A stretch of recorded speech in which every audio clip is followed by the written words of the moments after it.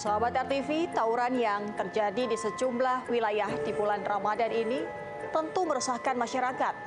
Kriminolog pun menilai tindakan yang dilakukan para pelaku tawuran terjadi karena minimnya pengawasan, terutama di waktu pagi dan dini hari.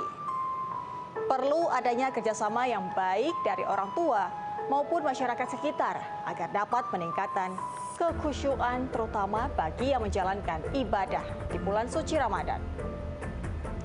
Pernyataan lengkap dari kriminolog akan menjadi penutup dalam perjumpaan kita kali ini. Tetap saksikan program Turn Back Crime setiap Senin pukul 24 waktu Indonesia bagian Barat hanya di RTV. Saya Retno Ayu. Salam Turn Back Crime. Menumpas kejahatan.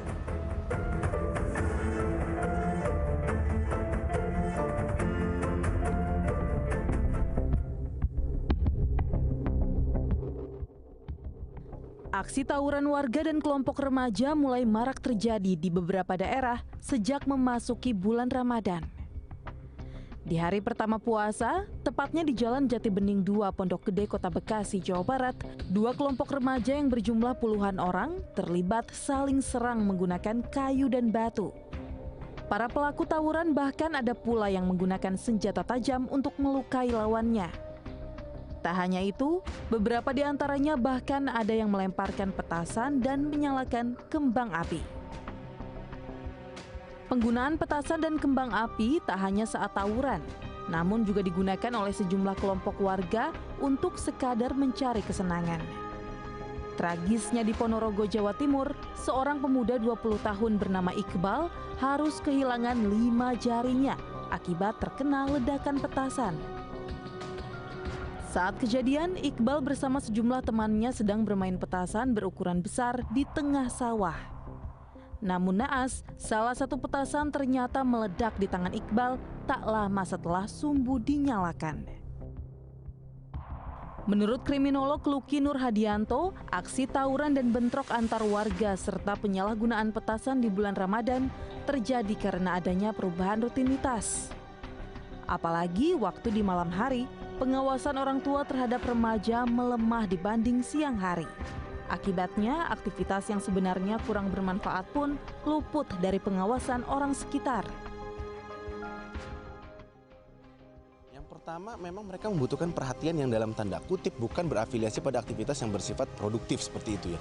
Yang kedua, saat kemudian ini dikonversikan pada kegiatan-kegiatan yang memang lebih menonjolkan sisi-sisi kejantanan dalam tanda kutip. Apakah kemudian mereka melakukan aktivitas kekerasan atau kemudian melakukan petasan dan lain-lain. Yang ketiga, saat kemudian mereka memiliki waktu luang yang seringkali memang itu tidak dimanfaatkan secara lebih maksimal, baik itu dalam konteks keagamaan ataupun pengawasan kepada orang tua. Nah, ketiga aspek ini kemudian yang memicu, kemudian menstimulus kita sebut dimensi waktu yang pas kemudian merekonstruksi terjadi aktivitas tawuran yang kemudian menjadi isu kebudayaan.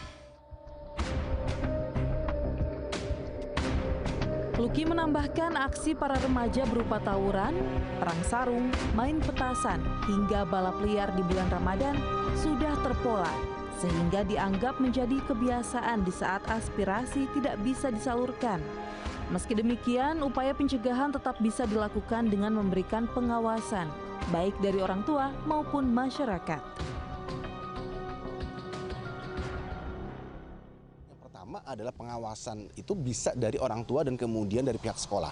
Yang kedua adalah saat kemudian ini dilakukan oleh masyarakat. Saat kemudian ada remaja-remaja yang berkumpul membawa motor dan kemudian terindikasi tidak ada aktivitas yang produktif, itu bisa kemudian diusir atau kemudian dibiarkan. Yang ketiga adalah saat kemudian patroli kepolisian itu digencarkan. Sehingga dalam tanda kutip ketiga aspek ini bisa kemudian saling bersinergi untuk mencegah tawuran dalam konteks tidak hanya sekedar preventif tapi juga kemudian represif.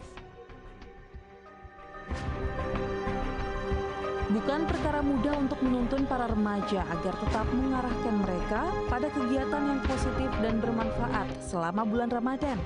Namun dengan melibatkan kaum muda ini dalam berbagai kegiatan yang produktif, bisa membawa mereka terhindar dari perilaku kriminal dan mengurangi risiko jatuhnya korban. Dari Jakarta, Salsabila Al-Katiri, Sarasnita Sahara, Turn Back Crime, RTV.